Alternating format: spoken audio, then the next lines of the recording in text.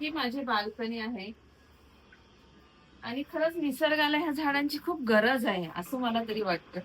म्हणून आपण प्रत्येकाने एक तरी झाड लावलं पाहिजे, त्यांची काळजी घेतली पाहिजे, त्यांना वाढवलं पाहिजे आणि त्यांना पाणी घातलं पाहिजे असं मस्तपैकी. मी त्यांना असं उन्हाच्या अगोदर पाणी टाकते. मग उन्हामुळे त्यांना त्रास होत नाही आणि मस्त फुलं येतात आणि हा आता गवती चहा लावला आहे. तो चहामध्ये टाकला तर मस्त स्वाद येतो. हे निंबुनीचे झाड आहे. छोटंसं कुंडीत लोकं सांगतात येणार नाही.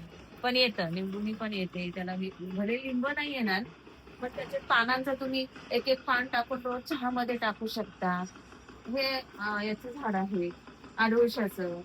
तो तुम्ही खोकल्यासाठी वापर करू शकता. खूप सुंदर आणि कडू असतं ना, त्याच्यामुळे खोकल्याला खूप फरक पडतो.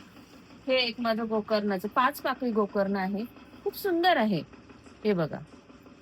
खूप फुलं येतात त्याला आणि काय मन मोहून टाकेल. बघा किती कलर सुंदर आहे. आणि असं काही येत नाही हां, ते त्याला त्याची काळजी घ्यावी लागते. रोज सकाळ संध्याकाळ मस्त त्याला पाणी टाकावं लागतं.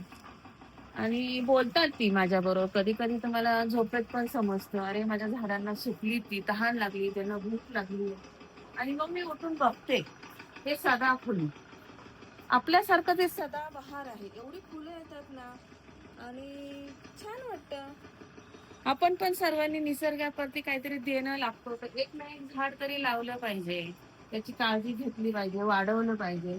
हे लिली. हे पण मी काही विकत आणलं नाही हं. निसर्ग हा निसर्गातूनच निर्माण करावा अशी माझी इच्छा आहे. मी असंच रस्त्यावरून उचलून आणलं होतं. तर त्याला मस्त फुलं यायला लागली. छान. ही तुळस 3 वर्षाची झाली आहे. आता 4थं वर्ष लागलं, पण अजून पण सुंदर आहे.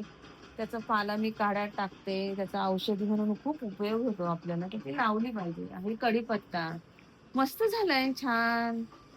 आपला कुंडीतला ताजा, विदाऊट केमिकल आणि हे एक झाड असंच मी रस्त्यावरून उचलून आणलं होतं. याला पण मी काही विकत घेतलं नाही. छोटूसं येतं एक पानाचं. बघ, केवढं मोठं झालं. ही अळू. 4-2 तर पानं येतील. आपल्याला कशाला बागच पाहिजे. कुंडीत लावलं तरी एका भाजीचं काम होतं की.